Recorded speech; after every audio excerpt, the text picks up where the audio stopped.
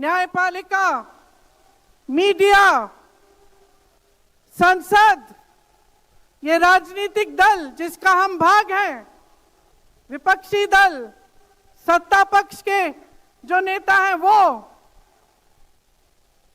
चुनाव आयोग, ये सब जनता के हित की रक्षा के लिए बनाए गए।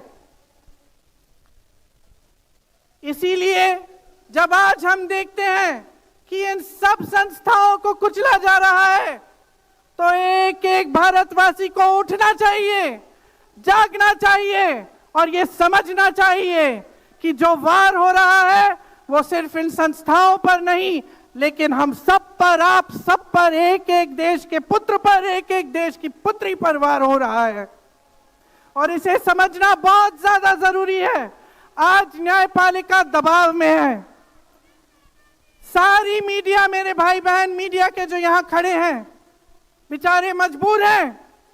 सारी मीडिया या अडानी जी की है या अंबानी जी की है।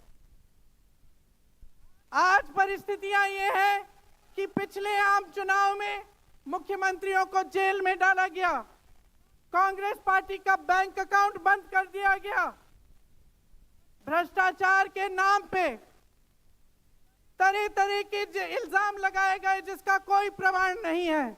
ईडी भेजी, इनकम टैक्स भेजा, सीबीआई भेजी और जैसे जैसे जिनका दिल कमजोर था, जो सह नहीं पाए, वो इसकी उनकी पार्टी में शामिल हो गए, वैसे वैसे इनकी वॉशिंग मशीन उनको धोकर उनको पाक बनाती रही। आज संसद को देखिए, मुश्किल से एक सत्र में एक दो बहस होती हैं। और जब हमने कहा, राहुल जी ने मुद्दा उठाया, खड़गे जी ने मुद्दा उठाया कि हमें बहस करनी है चुनाव पे, एसआईआर पे, जिस तरह से वोट चोरी हो रही है उस पे, तो घबरा गए, मानी नहीं बात। अंत में जाकर कैसे माने कि हम वंदे मातरम पर भी चर्चा करेंगे।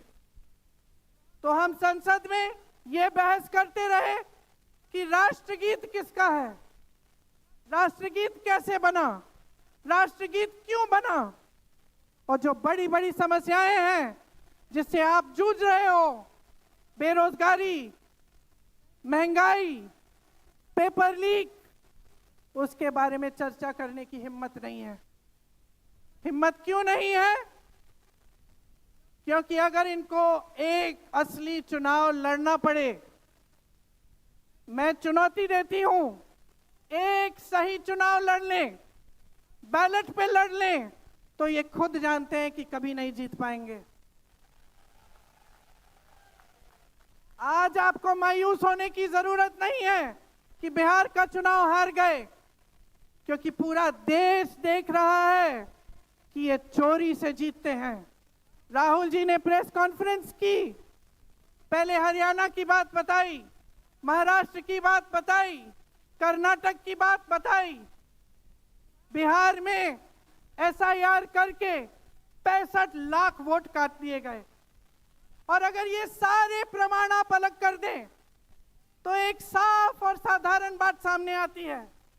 आचार संहिता के समय 10-10 हजार रुपए आप पहुंचा रहे हो, कोई आपको रोक नहीं रहा है। चुनाव आयोग आंख बंद कर रहा है, आंख मूंद रहा है। तो अगर ये चुनाव चोरी नहीं है तो क्या है? इनके पास जवाब ही नहीं है। ये जानते हैं कि आज के दिन जनता इनसे नाराज है। देखिए, हिले हुए लगते हैं। संसद में मैं देखती हूं, आत्मविश्वास घट गया है, आंखों में आंख मिलाकर नहीं देख पाते, सामने से गुजरते हैं तो यूं आंख झुका देते हैं। आत्मविश्वास कम हो गया है, घट गया है, अपने आप में विश्वास घट गया है, क्योंकि जनता का विश्वास भाजपा से, इनकी सरकार से, प्रधानमंत्री मोदी जी से, अमित शाह जी से सबसे हट चुका है।